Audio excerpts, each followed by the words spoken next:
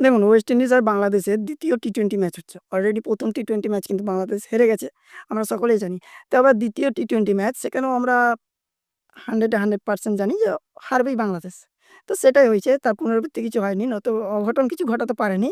But ১ম এ West Indies bat করে ১৪৯ run করে ২০ ওভারে ৯ উইকেট হারিয়ে।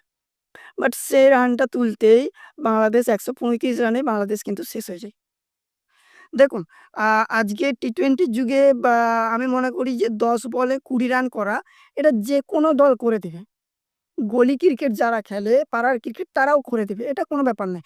কিন্তু আ যখন ৩০ বলে ৬২ রান দরকার বাংলাদেশের, তখনই আমি বলে দিয়েছি এই ম্যাচটা বাংলাদেশ হেরে যাবে। কারণ তারা কোনোদিনই চাপ নিতে পারে না। তারা সবাই বলতে চায় যে আমি হচ্ছি মহেন্দ্র সিং ধোনি। আমি ম্যাচ ফিনিশ করব। তাদের প্রত্যেকে সে ১ নম্বর ওপেনার ব্যাটসম্যান থেকে শুরু করে লাস্ট বোলিং পর্যন্ত সেও তাদের একদম ফিনিশার।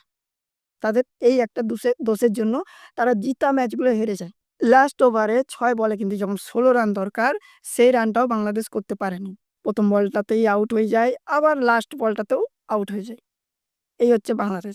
তারা যতই করুক হারবে, কনফার্ম। নিশ্চিতভাবে তারা হারবে। তারা হারার জন্যই খেলতে আসে। শেখার জন্য এই মুখে বলেন আমরা শেখার যে শিখছি। যতই করুক তারা হারবে।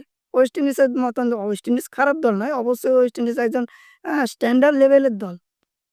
তার কারণ তারা যেকোনো মুহূর্তে অঘটন ঘটাতে পারে। আর ওয়েস্ট ইন্ডিজ সেটা করে দেখিয়েছে বারবার। তারা চ্যাম্পিয়ন দলও। আর বাংলাদেশ চ্যাম্পিয়ন সেটা শুধু হারার দিক থেকে।